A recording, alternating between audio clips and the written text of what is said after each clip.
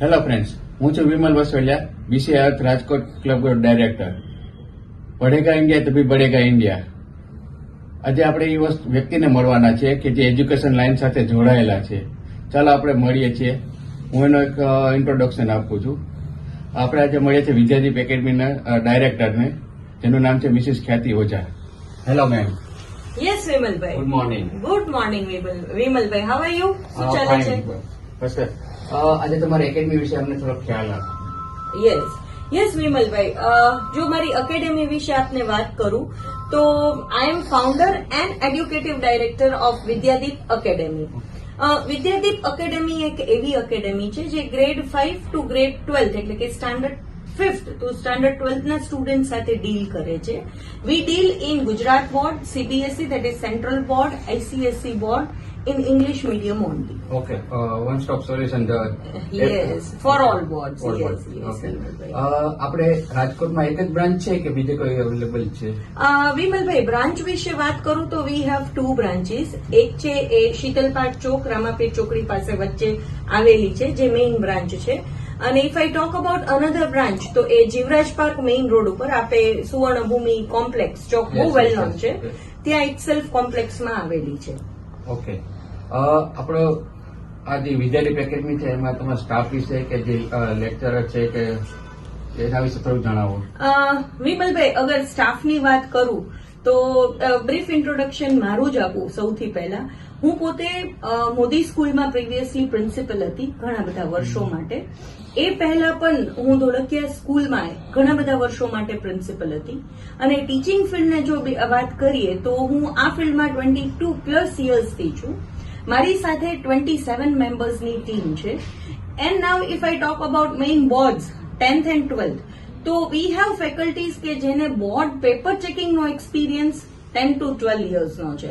Not a single teacher is fresher over here. And હું તમને એમ વાત ઇઝીલી કહી શકું કે મારા સાયન્સ એસએસના ટીચર છે કે અકાઉન્ટના ટીચર છે. અકાઉન્ટના ટીચર યુઝ બોર્ડ, પણ સાયન્સ એસએસ તો they don't use even text book when they teach. So we have well qualified and upgraded teaching team. Okay, તો બધા એજ્યુકેટેડ એક્સપિરિયન્સ પર્સન છે, કોઈ પ્રેશર નથી? No fresher we don't take only. Okay, fine, that's good. આપણે બીજું વસ્તુ કે તમે આ બધી જાણ્યું તમારી વસ્તુ, પણ વિદ્યાદીપ એકેડમી કેમ નામ રાખેલું છે? હા, સી અગર વિદ્યાદીપ એકેડેમી જ શું કામ? રાજકોટમાં તો ઘણા બધા ક્લાસીસ છે, તો વાય વિદ્યાદીપ એકેડેમી? તો એના માટે હું તમને એક નાનું એવું ઇન્ટ્રોડક્શન આપું કે સૌથી પહેલા તો અમારા લોકોનું કોન્સેપ્ટ જે છે એ એવો છે કે રિઝલ્ટ ઓરિએન્ટેડ વર્ક છે. રિઝલ્ટ ઓરિએન્ટેડ વર્ક પણ અત્યારે રાજકોટમાં નહીં પણ ઓલ ઓવર ઇન્ડિયામાં એવું કે છે કે ભારવાળું ભણતર.